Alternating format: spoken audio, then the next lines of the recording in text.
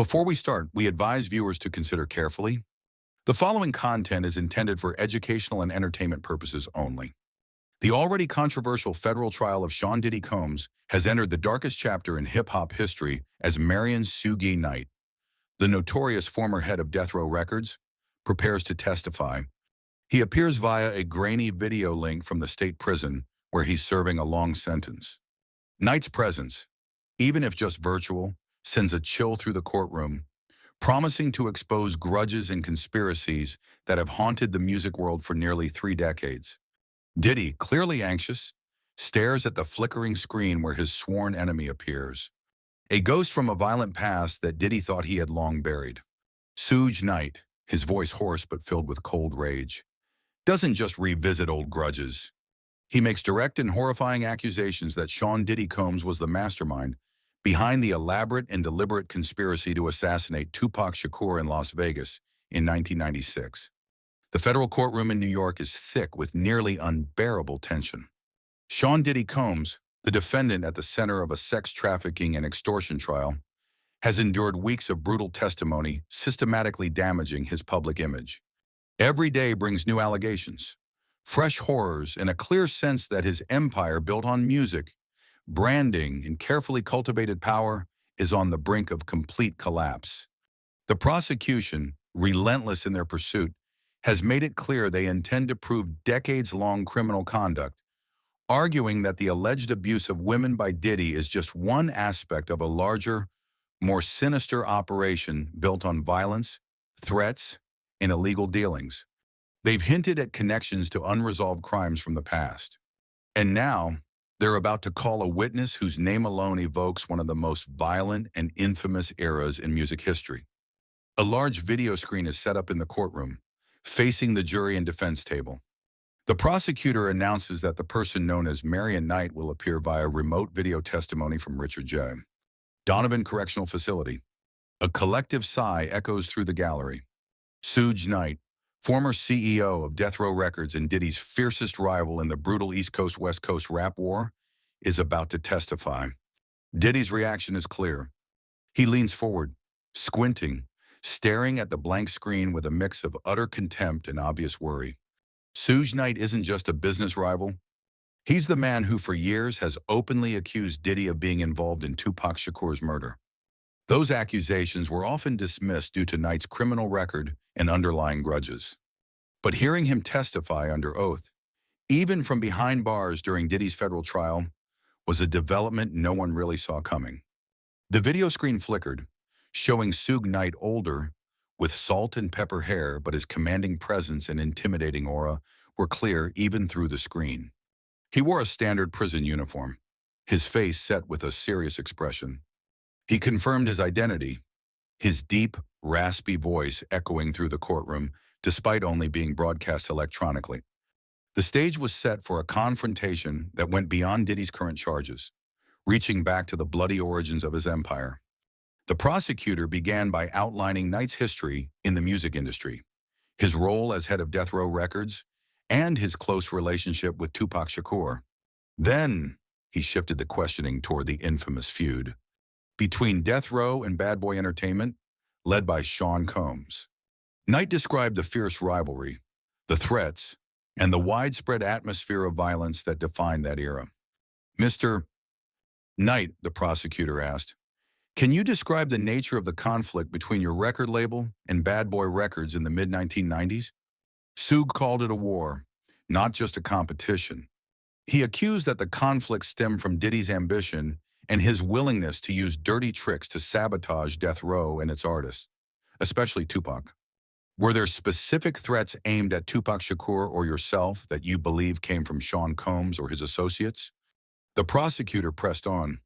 Knight confirmed this, saying the tense atmosphere included threats, and he had information from multiple sources that bad actors were actively trying to harm him and 2Pac. The prosecutor then focused on the events leading up to September the 7th, 1996, the night 2Pac was shot in Las Vegas while riding in a car driven by Suge Knight. He asked Knight to detail any intelligence or specific warnings he had received about assassination plots on the trip to Vegas for the Mike Tyson fight. Knight recounted the charged atmosphere in Las Vegas, The confrontation at the MGM Grand early that evening involving Tupac and Orlando Anderson, a known member of the Southside Compton Crips. He described an ever-present sense of danger following them everywhere, a feeling that something violent was about to happen. This is exactly the moment the prosecution is focusing on. Mr. Knight, the prosecutor said cautiously but clearly, are you aware of any plots, discussions, or offers of money from Sean Combs to harm or kill Tupac Shakur? Suge Knight leaned closer to the prison video camera, his eyes burning with cold, old fury. Awareness for never service sharing turnihiness or tornitum. Knight's voice was hoarse. Puff didn't just want Tupac dead. He put money on it, $1 million. That was the street rumor back then. And it's the truth I've only just learned now. He put a bounty on Tupac's head and on mine too. This direct and explosive accusation was dropped heavily in the courtroom. Diddy's lead attorney immediately stood up. Objection, hearsay, baseless. This is a convicted criminal spinning tales. The judge sustained the objection, instructing the jury to view Mr. Knight's street talk claims with caution, but still allowed the prosecutor to continue probing what Knight claimed to know. The prosecutor rephrased, Mr. Knight, setting aside street rumors, did you have any information from individuals you considered reliable at that time? Or any observations that led you to believe Sean Combs had put a bounty on Tupac Shakur? Suge Knight smirked coldly. Reliable in that world. You get information from insiders. And yes, the information was very clear. Puff wanted Tupac gone for good. Then he claimed he was indirectly approached by individuals connected to East Coast criminal elements, who indicated that Bad Boy's side was offering a large sum of money to take out key death row figures. He alleged these offers were made months before the Las Vegas shooting. Knight continued, Puff was desperate. Tupac was outselling him, making him look bad. The spoiled kid was getting humiliated. Diddy couldn't stand it. He wanted to be king, and Tupac was in his way.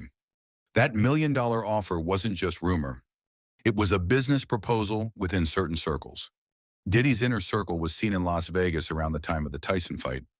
Individuals with no legitimate reason to be there beyond Knight's perspective were coordinating or observing the planned assassination. He did not name names in this part, citing ongoing danger even now. After Tupac was shot and you were in the hospital, the prosecutor asked, did you share your suspicions about Sean Combs' involvement with law enforcement? Knight scoffed at them. Vegas PD didn't want to handle this. They had their own agenda. And who would believe me? Suge Knight pointed at Golden Boy Puffy. He insisted official investigations were deliberately misdirected or insufficient. They never really looked into the financial backing needed for such a sophisticated assassination. He implied that Diddy's money and influence ensured the real culprits and masterminds were never brought to justice. Diddy watched the screen, his face a mix of anger and disbelief. He shook his head repeatedly, whispering to his lawyer. Being accused by Suge Knight of killing Tupac during a sex trafficking trial was a strategic nightmare, no matter how the legal merits of the charge ultimately played out. Here, what the prosecutor then asked Knight about the aftermath of Tupac's murder, and B, was next infamous killing 6 months later. Mr. Knight, do you believe that Biggie Smalls' murder was revenge for Tupac's death? Knight paused. That's what they want people to believe, to make it look like a simple street beef. Coast against coast. Convenient, the prosecutor said. But you believe it's more complicated? The prosecutor asked. Everything involving Puff is more complicated, Knight replied. Then he suggested that Biggie might have known too much about Diddy's alleged deals or the bounty on Tupac, and that his death was meant to silence a potential witness and conveniently fuel the East versus West story, distracting attention from other motives.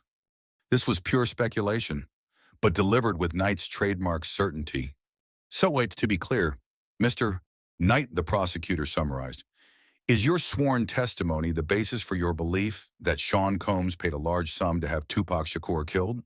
Suge Knight looked straight into the camera as if speaking directly to Diddy. $1 million, that was the price Puff put on it. He is responsible for Tupac's death. Period. The courtroom erupted. Reporters were furiously typing. The audience gasped and whispered loudly.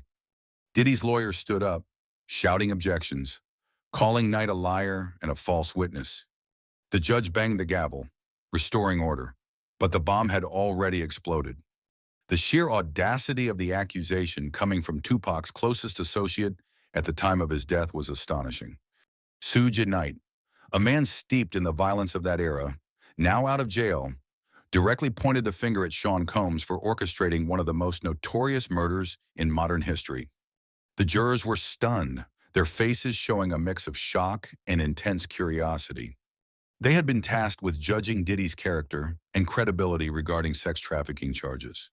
And now, they were hearing accusations that he masterminded a murder as part of a grander scheme against his biggest musical rival. Diddy's reaction was an almost uncontrollable fury. He appeared to be yelling at the video screen, even though his microphone was muted. His lawyer placed a firm hand on his shoulder, trying to calm him down. The image of Diddy, a polished billionaire, losing his cool as his imprisoned enemy accused him of murder, was powerful. The media frenzy that followed was massive. Suge Knight accuses Diddy of conspiring to kill 2Pac in court. The headlines exploded. Long-dormant conspiracies were not only revived, but given an adrenaline boost by Knight's sworn yet dubious testimony. Legal analysts immediately began debating the credibility and impact of Knight's statements. Although his reliability is definitely questionable, a convicted criminal with a clear bias against Diddy, the fact that the prosecution chose to call him shows they believe his story, or at least part of it, can be verified or at least serve their purpose of portraying Diddy as a ruthless criminal figure. The prosecution's strategy seems pretty clear. To prove that Diddy's alleged criminal enterprise isn't some recent development, but has roots going back decades, involving extreme violence and a willingness to eliminate rivals or threats by any means necessary. However, the Suge Knight's testimony, though tainted, fits perfectly into this narrative. They're trying to convince the jury that if Diddy was capable of plotting to kill 2Pac Shakur, then the allegations of coercion, abuse, and trafficking of women are within the realm of his cruelty and criminal behavior. It's a high-risk, high-reward tactic. The defense will have a busy day attacking Suge Knight's character and motives during cross-examination, assuming they even get a meaningful chance to question a witness appearing remotely from prison under such circumstances. They'll paint him as an opportunist, settling old scores and enjoying the attention from his jail cell. Still, some of Knight's claims, especially about the multi-million-dollar bounty, have long been rumored by numerous sources over the years, so his sworn testimony gives those rumors a new, more chilling weight. It's no longer just street legend. Now, it's part of the official court record in Diddy's federal trial.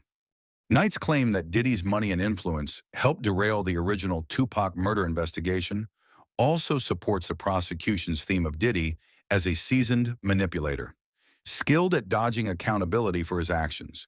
It suggests a long history of obstructing justice. The testimony also reminds the court of the brutal feud among these hardened men on death row, a conflict in which Diddy stands at the center.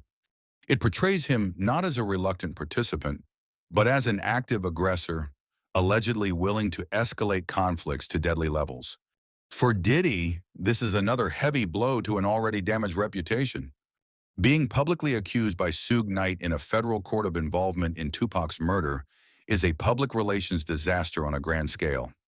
Regardless of the final legal outcome of these specific charges, Knight's attempt to connect Diddy to Biggie's murder, later suggesting Biggie might have been silenced because he knew too much about Diddy's role in 2Pac's death, adds a dark layer of conspiracy, essentially accusing Diddy of involvement in the deaths of both rap moguls.